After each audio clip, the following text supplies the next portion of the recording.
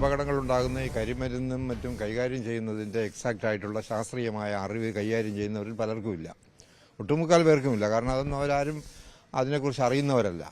അവർ പാരമ്പര്യമായിട്ടല്ലെങ്കിൽ കൺവെൻഷനലായിട്ട് ചെയ്തു വരുന്ന രീതി വെച്ചിട്ടാണ് ഇതൊക്കെ കൈകാര്യം ചെയ്യുന്നത്. അപ്പോൾ അവർ 80% വരെ സേഫായിരുന്നാലും അപകടത്തിൻ്റെ ഒരു സാധ്യത അതിനകത്ത് 20-25% നിലനിൽക്കുകയാണ്. ചിലപ്പോൾ മുക്കാലും രക്ഷപ്പെടുന്നു, ചിലപ്പോൾ ഈ അപകടം ഉണ്ടാകുന്നു. അപകടം ഫ്രീ ആയിട്ട് ഇത് കൈകാര്യം ചെയ്യാനുള്ള പരിപാടികളുണ്ട്. കാരണം ഓർഡിനൻസ് ഫാക്ടറിയിൽ നിന്ന് ഇത്രയധികം അപകടം ഇല്ലാതെ അവർ കൈകാര്യം ചെയ്യുന്നു. കാരണം ശാസ്ത്രീയമായിട്ട് ചെയ്യേണ്ട പ്രിക്കോഷൻസൊക്കെ എടുത്ത് സേഫ്റ്റി കീപ്പ് ചെയ്തുകൊണ്ടാണ് അതൊക്കെ ചെയ്യുന്നത്. അതൊന്നും ചെയ്യാൻ ഈ നാട്ടിലുള്ള ആളുകൾക്ക് അറിയില്ല. അപ്പോൾ ഇതിന് ഉപയോഗത്തിനും ഇത്തരം കാര്യങ്ങൾക്ക് നമ്മുടെ പാരമ്പര്യമായ വിശ്വാസം അനുസരിച്ചിട്ടാണ് ക്ഷേത്രത്തിൽ ഇതൊക്കെ ചെയ്യുന്നത്. അതിനൊക്കെ കുറേ നിയന്ത്രണങ്ങളാണ് സർക്കാർ ഇനിയുള്ള കാലത്ത് ശാസ്ത്രീയമായ നിയന്ത്രണങ്ങളാണ് കൊണ്ടുവരേണ്ടത്. ആന എഴുന്നള്ളത്തും ഇത് തന്നെയാണ് പാരമ്പര്യമായിട്ട് നമ്മുടെ ഒരു ആവശ്യമാണ്. അതുകൊണ്ട് പൂർണ്ണമായിട്ട് വേണ്ടെന്ന് പറയാൻ നമുക്ക് കഴിയില്ല. കാരണം നമ്മുടെ അഭിപ്രായമല്ല ഭൂരിപക്ഷത്തിനെങ്കിൽ നമ്മൾ അഭിപ്രായം പറയുന്ന കാര്യമില്ല. പക്ഷെ അതിലടങ്ങിയിരിക്കുന്ന പ്രധാനപ്പെട്ട പ്രശ്നം പണ്ടത്തെ പോലെയല്ല തിരക്കൊക്കെ. ഇപ്പോൾ ജനസംഖ്യയൊക്കെ വളരെ കൂടുതലാണ്. ഓരോ ക്ഷേത്രങ്ങളിൽ ഈ ക്ഷേത്രോത്സവങ്ങൾ ഇഷ്ടം പോലെയുണ്ട്. പണ്ടാണെങ്കിൽ ഓരോ നാട്ടിലൊക്കെ ഏതെങ്കിലും ഒരു സെലക്ടറായ ക്ഷേത്രത്തിൽ ഈ ഉത്സവമുള്ളൂ. ഇപ്പം അങ്ങനെയല്ല, ധാരാളം ക്ഷേത്രങ്ങൾ രംഗപ്രവേശനം വന്നിരിക്കും. കാരണം ഞാൻ ശരിക്കും പറഞ്ഞാൽ ക്ഷേത്രോത്സവം തന്നെ ഒരു വ്യവസായമായി മാറിയിരിക്കുന്ന ഒരു കാലമായിട്ടാണ് നമ്മളിതിനെ കാണേണ്ടത്. എവിടെയെങ്കിലും കാവോ തെക്കതോ വീട്ടിലിരിക്കുന്നെങ്കിൽ അതിന് ഉടനെ നാഷണലൈസ് ചെയ്യുകയാണ്, 10 ചെറുപ്പക്കാരിയാണ്, കാരണം കാശ് ഇരിക്കാം. ഇതാണ് അവരുടെ ഉദ്ദേശം. അപ്പോൾ ഈ ഉത്സവം ഇപ്പം നടത്തിപ്പ് എന്നുള്ളത് നാട്ടിലൊരു ദുരന്തം തന്നെയായി മാറിയിരിക്കുന്നു. പിരിവ് അതും ഇതിനെ നിയന്ത്രിക്കേണ്ട ഒരു കാര്യമാണ്. ആളുകൾക്ക് വളരെ ബുദ്ധിമുട്ടുള്ള കാര്യങ്ങളാണ്. പഴയ ആചാരപ്രകാരം ഓരോ രചിച്ചുണ്ടായിരിക്കുന്ന വലിയ ക്ഷേത്രങ്ങളിൽ മാത്രമേ കൊണ്ട് ഉത്സവം നടക്കാറുള്ളൂ. ഇപ്പോൾ സകല ക്ഷേത്രത്തിലും എന്ന് പറഞ്ഞാൽ ക്ഷേത്രങ്ങളല്ല, കാവുകളാണ്. കാവും തെക്കതുകളെ ഒക്കെ പരിഷ്കരിച്ച് ക്ഷേത്രമാക്കി പിരിവ് നടത്തി കമ്മിറ്റി ഉണ്ടാക്കി അങ്ങനെ ചെയ്യുന്ന ഈ കാര്യങ്ങൾക്കും ചില നിയന്ത്രണങ്ങൾ സർക്കാർ കൊണ്ടുവരേണ്ടതുണ്ട്. ഇത് ദേശീയ തലത്തിൽ നൂറ്റാണ്ടുകൾക്ക് മുമ്പ് തൊട്ടേ ഉള്ള ആചാരങ്ങളുടെ ഭാഗമായിട്ടാണ് ഈ വെടിക്കെട്ടും മറ്റുമൊക്കെ ഇവിടെ നടത്തി വരുന്നത്. നമ്മുടെ രാജ്യത്തെ സംബന്ധിച്ചിടത്തോളം ഇപ്പോൾ ഈ അടുത്ത കാലത്ത് ചെന്നൈയിൽ, തമിഴ്നാട്ടിൽ പടക്ക നിർമ്മാണശാലയിൽ ഇത്തരത്തിലുള്ളൊരു സംഭവം ഉണ്ടായി. 23 പേര് മരിച്ചു. ഇപ്പോൾ കേരളത്തിലും ഇത് ആവർത്തിച്ചു, കുട്ടികളുണ്ടായിട്ടുണ്ട്. അപ്പോൾ ഇതിനൊരു പ്രിക്കോഷൻസ് അതെടുക്കാൻ നമ്മുടെ ഗവൺമെൻറ് തയ്യാറാവും. മാനദണ്ഡങ്ങൾ പാലിക്കാതെ ഇത്തരം പ്രവർത്തനങ്ങൾ ഏർപ്പെടുന്ന ആളുകളെ സംബന്ധിച്ചിടത്തോളം അവരെ ബ്ലാക്ക് ലിസ്റ്റിൽ അങ്ങ് മാറ്റുക. ശരിയായ രീതിയിലുള്ള എക്സ്പ്ലോസീവ് സർട്ടിഫിക്കറ്റും പ്രാക്ടീസുള്ള ആളുകളെ മാത്രം ഈ നിർമ്മാണത്തിന് വിനിയോഗിച്ചു കഴിഞ്ഞാൽ ഇത്തരം അപകടങ്ങൾ ഒഴിവാക്കാൻ കഴിയും. ഒരു അപകടമുണ്ടായി എന്നതുകൊണ്ട് മാത്രം ആ ഒരു പ്രസ്ഥാനത്തെ അവസാനിപ്പിക്കണം എന്ന് ചിന്തിക്കുന്നത് ശരിയല്ല. അടിസ്ഥാനപരമായി എല്ലാ അപകടങ്ങളുടെയും കാരണങ്ങളൊന്നായിരിക്കും. അതായത് ശാസ്ത്രീയമായി സാഹചര്യത്തിനനുസരിച്ച് അവ പുനഃക്രമീകരിച്ചിട്ടില്ല എന്നതാണ് അപകടത്തിന്റെ കാരണം. പടക്ക് സൂക്ഷിക്കുന്നത് കൊണ്ട് എല്ലായിടത്തും പടക്ക് പൊട്ടുന്നില്ല. അപ്പോൾ അതിൻ്റെ ക്രമപ്രകാരം ചെയ്യുന്നില്ല എന്നതാണ് കുറ്റം. ആനയുടെ കാര്യവും അത് തന്നെ. ആനയും പടക്കും ഒക്കെ നമ്മുടെ സംസ്കാരത്തിൻ്റെ ഒരു ഭാഗമാണ്. അത് തുടരുന്നതിനോടൊപ്പം ആളുകളുടെ ജീവിതം സുരക്ഷിതമാക്കി നിലനിർത്താനുള്ള ശാസ്ത്രീയമായ സമീപനവും വേണം. ജീവഹാനി വരുത്തുന്ന തരത്തിലുള്ള ഇങ്ങനെയുള്ള പടക്കം ഇങ്ങനെയുള്ളതൊക്കെ ഉത്സവത്തിൽ നിന്ന് ഒഴിവാക്കുക എന്നുള്ളതാണ് എൻ്റെ അഭിപ്രായം. കാരണം എന്ന് പറഞ്ഞാൽ എന്തിനാ ഇങ്ങനെ പടക്കം പൊട്ടിച്ച് എത്രയോ അപകടങ്ങൾ ഇന്ന് തന്നെ വെളുപ്പാങ്കാലത്ത് TV ന്യൂസ് കാണുകയുണ്ടായി. പല സ്ഥലത്തും അപകടങ്ങൾ രേഖപ്പെടുത്തിയതായിട്ടുണ്ട്, ഇതുപോലെ പല ഘട്ടങ്ങളിലായിട്ട്. അതുപോലെ തന്നെ ആന എഴുന്നള്ളത്ത് മനുഷ്യന് ജീവഹാനി വരുത്തുന്ന, അപകടം വരുത്തുന്ന ഇത്തരം കാര്യങ്ങൾ ആചാരങ്ങളിൽ നിന്ന് ഒഴിവാക്കുക. നമ്മുടെ ഈ ആചാരം അനുഷ്ഠാനങ്ങളൊക്കെ ഒരു പരിധി വരെ അതിൻ്റെ രീതിയിൽ കൊണ്ടുപോകുന്ന കുഴപ്പമില്ല. പക്ഷേ ഒരു കോൺഷ്യസ് ജനങ്ങൾക്കുണ്ടാവേണ്ട അത്യാവശ്യമാണ്.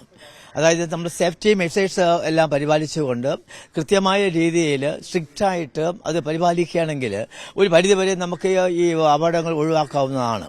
പിന്നെ മനുഷ്യരൊക്കെ നമുക്കറിയാം പല ക്യാരക്ടേഴ്സാണ്. നമ്മളിപ്പോൾ ഈ പടക്ക നിർമ്മാണശാലയിൽ തന്നെ അവിടുത്തെ തൊഴിലാളികൾക്ക് വേണ്ട പരിജ്ഞാനവും സേഫ്റ്റിയും കാര്യങ്ങളൊക്കെ അവർക്ക് ഒരു അവബോധം കൊടുത്തുകൊണ്ട് അതിന് കൂടുതൽ ഒരു നിലയിലേക്ക് അവരെ മാറ്റിയെടുത്താൽ മാത്രമേ ഈ പടക്ക നിർമ്മാണശാലയിൽ തൊഴിലെടുക്കുന്ന അവർക്ക് അതിനെപ്പറ്റിയുള്ള ഒരു ബോധം ഉണ്ടായുള്ളൂ. ഇത് കാഷ്വലായിട്ട് ഇങ്ങനെ ചെയ്യുന്ന സമയത്ത് ഈ അവയർനെസ് ഒക്കെ മറന്നു പോവുകയാണ്. അതുകൊണ്ടാണ് ഇത് പ്രധാനമായിട്ട് ഇതിന്റെ ഈ സംഭവങ്ങൾ ഉണ്ടാകുന്നത്. അതുകൊണ്ട് ഇത്തരത്തിലുള്ള അവയർനെസ് ക്ലാസുകൾ പൊതുജനങ്ങൾക്ക് കൊടുത്തുകൊണ്ട് ഇങ്ങനെയുള്ള സേഫ്റ്റി മെഷേഴ്സ് സ്ട്രിക്റ്റ് ആയിട്ട് പാലിക്കുകയാണെങ്കിൽ ഒരു പരിധിവരെ ഇങ്ങനെയുള്ള അപകടങ്ങൾ ഒഴിവാക്കാവുന്നതാണ്. കാരണം ആചാരങ്ങളും അനുഷ്ഠാനങ്ങളും പെട്ടെന്ന് എടുത്ത് മാറ്റാൻ നമുക്ക് സാധിക്കുകയില്ല. അത് ക്രമാനുഗതമായിട്ട് ഇങ്ങനെയുള്ള അവയർനെസ് ബോധം ജനങ്ങൾക്ക് ഉണ്ടാക്കി കൊടുത്തുകൊണ്ട് ഇങ്ങനെയുള്ള കാര്യങ്ങൾ ചെയ്യണമെങ്കിൽ ഒരു പരിധിവരെ നമുക്ക് ഇത് ഒഴിവാക്കാൻ സാധിക്കും എന്നാണ് എൻ്റെ അഭിപ്രായം. ആചാരങ്ങളും അനുഷ്ഠാനങ്ങളും നമ്മുടെ സംസ്കാരത്തിൻ്റെ ഭാഗമാണ്. നമ്മുടെ നാട്ടിൽ നിലനിന്നിരുന്ന ജീവിതശൈലിയും അതുപോലെ നമ്മുടെ പാരമ്പര്യവും ഒക്കെ ധ്വനിപ്പിക്കുന്നതാണ് ആചാരങ്ങളും അനുഷ്ഠാനങ്ങളും. അതിങ്ങനെ കാലങ്ങളായിട്ട് തുടർന്ന് വരികയാണ്. അപ്പോൾ ഉത്സവങ്ങളോടനുബന്ധിച്ച് ഈ ആചാരങ്ങളും അനുഷ്ഠാനങ്ങളും പഴയതുപോലെ തന്നെ തുടരണോ, അതിലെന്തെങ്കിലും മാറ്റം വേണോ എന്നുള്ളതിനെ സംബന്ധിച്ച് ഒരു പുനരാലോചന ആവശ്യമുണ്ടെന്നാണ് എനിക്ക് തോന്നുന്നത്. പക്ഷെ അതിനും പ്രശ്നങ്ങളാണ്. കാരണം ഇത് നമ്മുടെ ഒരു വാണിജ്യ ലോബി ഇതിൻ്റെ എല്ലാം പിന്നിലുണ്ട്. ഇപ്പോൾ ഈ വെടിക്കെട്ടിൻ്റെ കാര്യമാണെങ്കിലും അത് ഓരോ വർഷവും തൃശ്ശൂർ പൂരം വരുന്നത് കാത്തിരിക്കുന്ന വ്യാപാരികൾ ധാരാളമാണ്. വെടിക്കെട്ട് സാമഗ്രികൾ നിർമ്മിക്കുന്നവരും ഈ വെടിക്കെട്ട് ഉപകരണങ്ങൾ നിർമ്മിക്കുന്നവരും എല്ലാം. അപ്പോൾ എത്രമാത്രം അതെല്ലാം അതേപടി തുടരണം എന്നുള്ളതിനെ സംബന്ധിച്ച് സർക്കാർ തലത്തിൽ തന്നെ ഒരു പുനരാലോചന വേണം. അത് നമ്മുടെ ജനപ്രതിനിധികളും ദേവസ്വം ഭാരവാഹികളും മതസംഘടനകളും എല്ലാം ചേർന്നിട്ട് അക്കാര്യത്തിൽ ഒരു പുനരാലോചന വേണമെന്നാണ് ഈ അടുത്ത കാലത്ത് നടന്ന സംഭവങ്ങൾ തെളിയിക്കുന്നത്. സാധാരണ തൃശ്ശൂർ പൂരം അലങ്കൂറ എന്ന് പറഞ്ഞൊരു തെരഞ്ഞെടുപ്പിനെ ബാധിച്ച സംസ്ഥാനം കൂടിയാണ് നമ്മുടെ. അതെ അതെ അതെ അതെ നിരോധിക്കാനായി ഏത് സർക്കാരായാലും ഒരു വെല്ലുവിളി കൂടിയല്ലേ. അതെ, ഇത് പൂർണ്ണമായിട്ട് നിരോധിക്കാൻ പറ്റൂല. നമ്മുടെ സംസ്കാരത്തിന്റെ ഒരു ഭാഗമായി മാറിക്കഴിഞ്ഞ സംഭവമാണ്. പക്ഷെ ഇതിനകത്ത് നിയന്ത്രണങ്ങൾ എങ്ങനെയൊക്കെ കൊണ്ടുവരണം, എന്തെല്ലാം കൊണ്ടുവരണം എന്നുള്ളത് ഗൗരവമായിട്ട് തന്നെ സർക്കാരും ജനപ്രതിനിധികളും മതസംഘടനകളും രാഷ്ട്രീയ സംഘടനകളും എല്ലാം ആലോചിക്കേണ്ട സമയം കൂടിയാണിത്. അപ്പോൾ ഇതൊരു കച്ചവടവൽക്കരണം ആണെന്നുള്ള ഒരു ധാരണ കൂടി മനസ്സിൽ വേണം. അതുകൂടെ കണക്കിലെടുത്ത് വേണം ഇത്തരം ആലോചനകൾ നടത്താൻ.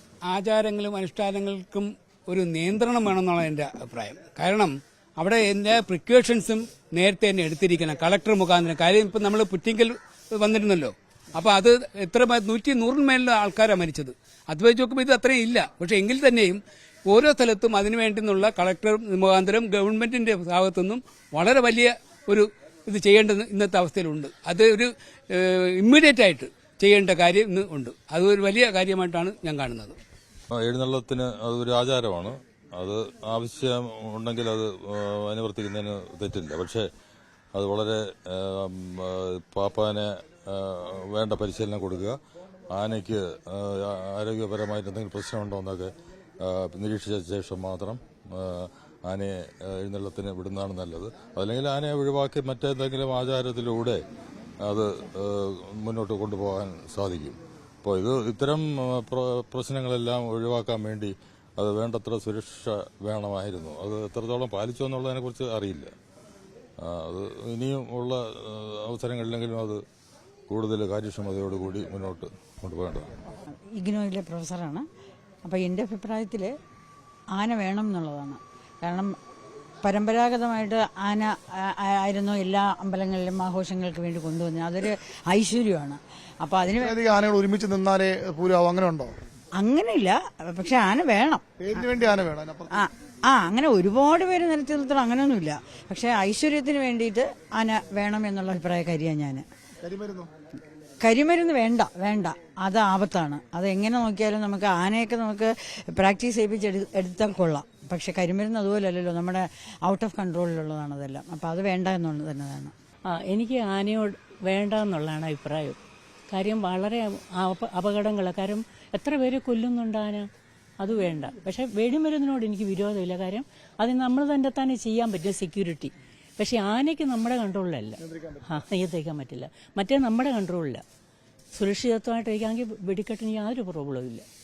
Okay, thank you. ഇപ്പം എന്ന് പറഞ്ഞാൽ അതിന് ആനയും വെടിക്കെട്ടും അതാണ് അതിൻ്റെ ഇത് ശോഭ കൂട്ടുന്നത്. അപ്പോൾ ഇത് രണ്ടും ഇല്ലാതെ നമുക്കൊരു കാര്യം ചെയ്യാൻ പറ്റില്ല. പക്ഷേ ഇന്നത്തെ കാലത്ത് ജനത്തുക കൂടുതലാണ്, ജനങ്ങൾ കൂടുതലാണ്. ഈ ഉത്സവപ്പറമ്പിലൊക്കെ വരുന്ന ആൾക്കാരുടെ എണ്ണം കൂടുതലാണ്. അപ്പോൾ ആ സമയത്ത് നമുക്ക് ഇതൊന്നും കൺട്രോൾ ചെയ്യാൻ പറ്റുന്നില്ല. അപ്പോൾ ആ ഒരു കൺട്രോൾ വേണം. അതായത് ആനയൊക്കെ ദ്രോഹിക്കാതിരിക്കുന്നതായിരിക്കും നല്ലതെന്നാണ് എൻ്റെ അഭിപ്രായം. ആനയെ അങ്ങനെ ദ്രോഹിക്കാൻ പാടില്ല, കൊണ്ടുവന്നിട്ട് ഇങ്ങനെ ഇട്ട് ദ്രോഹിക്കാൻ പാടില്ല. അതുപോലെ വെടിമരുന്ന് നമ്മളെ കൺട്രോളിലേ അല്ല. അത് കത്തിക്കുന്നത് ഒന്ന് ചരിഞ്ഞാൽ മതി, അതിൻ്റെ ദിശ മാറിപ്പോയാൽ അത് നമ്മളെ കൺട്രോൾ. അതുകൊണ്ട് അതും കഴിവതും ഒഴിവാക്കണം. ഈ ചൈനീസ് പടക്കം എന്നൊക്കെ പറഞ്ഞിട്ടുണ്ട്, ആ പടക്കങ്ങളൊക്കെ ആണെങ്കിൽ അധികം പ്രോബ്ലം ഇല്ലെന്നാണ് എൻ്റെ അറിവ്. കാരണം എന്താ വെച്ചാൽ അത് ശോഭം മാത്രമേ കാണിക്കുള്ളൂ, ബാക്കി ആൾക്കാർക്ക് കുഴപ്പമില്ല. അപ്പോൾ അങ്ങനത്തെ കൊണ്ടുവരിക, അങ്ങനത്തെ ഒരു കൺട്രോൾ സിസ്റ്റം കൊണ്ടുവരുന്നതായിരിക്കും ഏറ്റവും നല്ലത്. വളരെ നന്ദി. ഉത്സവങ്ങൾക്ക് കരിമരുന്നും ഉപേക്ഷിക്കേണ്ട കാലം അതിക്രമിച്ചിരിക്കുകയാണ്. ഇതുപോലുള്ള അപകടങ്ങൾ നിരന്തരമായി വന്നുകൊണ്ടിരിക്കുന്ന സാഹചര്യത്തിൽ ഇത് രണ്ടും ഉപേക്ഷിക്കേണ്ട കാലം അതിക്രമിച്ചിരിക്കുന്നു എന്നാണ് എൻ്റെ അഭിപ്രായം. അത് പണ്ടേ ഒഴിവാക്കേണ്ടതാണ്. നേരത്തെ അത് ഒഴിവാക്കാൻ ഒരിക്കലും ഏകദേശം ഒരു ധാരണയായതാണെന്ന് ആണ് എൻ്റെ വിശ്വാസം. അത് എന്തുകൊണ്ടോ നടപ്പായില്ല. ആരോ കുഴപ്പം? ഇനിയിപ്പോൾ കോടതി പറഞ്ഞാൽ ചിലപ്പം നടന്നേക്കും. കേരളത്തിന്റെ സംസ്കാരം, പൈതൃകം അത് നിലനിർത്തേണ്ടത് കാലഘട്ടത്തിന്റെ ആവശ്യമാണ്. പക്ഷേ കരിമരുന്ന് പോലുള്ള ഈ ഇത്തരത്തിലുള്ള സ്ഫോടക വസ്തുക്കൾ ഒഴിവാക്കിക്കൊണ്ട് ആധുനിക സംവിധാനങ്ങൾ ഒരുക്കിക്കൊണ്ട് ഈ സംസ്കാരങ്ങൾ എല്ലാം നിലനിർത്തണം. അതാണ് വേണ്ടത്. അതിനുള്ള കാര്യങ്ങൾ കണ്ടുപിടിക്കണം. തീർച്ചയായിട്ടും ഒഴിവാക്കേണ്ടതാണ്. കരിമരുന്ന് പോലുള്ള മനുഷ്യന് ഹാനികരമായിട്ടുള്ള സാധനങ്ങൾ തീർച്ചയായിട്ടും ഒഴിവാക്കേണ്ടതാണ്. ആധുനിക സംവിധാനങ്ങൾ കൊണ്ടുവരണം. അതിന് വേണ്ടിയിട്ട് ഈ ലൈറ്റ് ആൻഡ് ഷോ അങ്ങനത്തെ സാധനങ്ങളുണ്ടല്ലോ, അതെല്ലാം കൊണ്ടുവരണം. അതുപോലെ തന്നെ ഈ അമ്പലങ്ങളിലും പള്ളികളിലും എല്ലാം ഉത്സവത്തിന് ഈ റോഡിലേക്ക് ഇറങ്ങുന്നത് അത് ഏറ്റവും ആദ്യം ഒഴിവാക്കേണ്ട ഒരു സാധനമാണ്. അമ്പലത്തിനകത്ത് നിർത്തണം ഉത്സവം. പൊതുജനങ്ങൾക്ക് ബുദ്ധിമുട്ടുണ്ടാക്കുന്ന രീതിയിൽ റോഡിലേക്ക് കൊണ്ടുവരുന്നത് മാറ്റേണ്ടതും അത്യാവശ്യമാണ്, കാലഘട്ടത്തിന്റെ ആവശ്യമാണ്. ആനകളെ എഴുന്നള്ളിക്കുന്നതൊക്കെ വളരെ ഇതാണ്. അമ്പലത്തിനകത്തുള്ള കാര്യങ്ങൾ മാത്രം ചെയ്യുക. പുറത്തോട്ട് ആനയും മനുഷ്യരും എല്ലാം കൂടെ ഇറങ്ങുന്നത് തീർച്ചയായിട്ടും ഒഴിവാക്കേണ്ട കാര്യമാണ്. തീർച്ചയായിട്ടും ഒഴിവാക്കേണ്ടതാണ്. കാരണം എന്താ വെച്ചാൽ ഏത് സർക്കാരായാലും അതിൽ പ്രതിജ്ഞാബദ്ധമാണ്. കാരണം ജനങ്ങളുടെ സ്വത്തിനും ജീവനും സംരക്ഷണം നൽകാം എന്ന് ഉറപ്പ് നൽകിക്കൊണ്ട് അധികാരത്തിൽ വരുന്ന രാഷ്ട്രീയ കക്ഷികൾ ആരായാലും ശരി തന്നെ ഇതുപോലെയുള്ള ജനങ്ങൾക്ക് അത് സുരക്ഷിതം ഉറപ്പാക്കാൻ പറ്റാത്ത സാഹചര്യമാണ്. തീർച്ചയായിട്ടും അത് ഒഴിവാക്കണമെന്നാണ് എൻ്റെ അഭിപ്രായം. എൻ്റെ അഭിപ്രായത്തിൽ നിർബന്ധമാണ്. ബട്ട് അതിന് വേണ്ട എന്തൊക്കെയാ ഹെൽത്ത് ആൻഡ് സേഫ്റ്റി, കരിമരുന്നൊക്കെ എല്ലാ രാജ്യത്തും എല്ലാ സ്ഥലങ്ങളിലും ഉപയോഗിക്കുന്നുണ്ട്. പക്ഷേ ചൈന പോലത്തെ രാജ്യത്ത് ചൈന പടക്കം എന്തോരം ഇവിടെ വരുന്നുണ്ട്. എന്തിനെങ്കിലും നമുക്ക് യൂസ് ചെയ്താൽ അല്ലെങ്കിൽ ഒരു കുഞ്ഞു കുട്ടികൾ പോലും യൂസ് ചെയ്താൽ ആക്സിഡന്റ് ഉണ്ടാവുന്ന ഒരു കാര്യവും സംഭവിക്കുന്നില്ല ഒരു സ്ഥലത്ത്, അല്ലേ? അപ്പോൾ ഇതൊക്കെ നമ്മുടെ ഒരു സംസ്കാരത്തിന്റെ ഭാഗമാണ്. തൃശ്ശൂർ പൂരം പോലെയുള്ള ഒഴിവാക്കണമെന്ന് എൻ്റെ അഭിപ്രായം അതല്ല. സേഫ്റ്റി വേണം, ഹെൽത്ത് ആൻഡ് സേഫ്റ്റി. അത് മേക്ക് ചെയ്യുന്ന സ്ഥലങ്ങളിൽ ഗവൺമെന്റ് അതിന്റെ ഹെൽത്ത് ആൻഡ് സേഫ്റ്റി യൂസ് ചെയ്താൽ മാത്രം മതി, ഒരു പ്രോബ്ലംസും ഉണ്ടാവില്ല. അതാണ് അതിന്റെ മൈ സജഷൻ.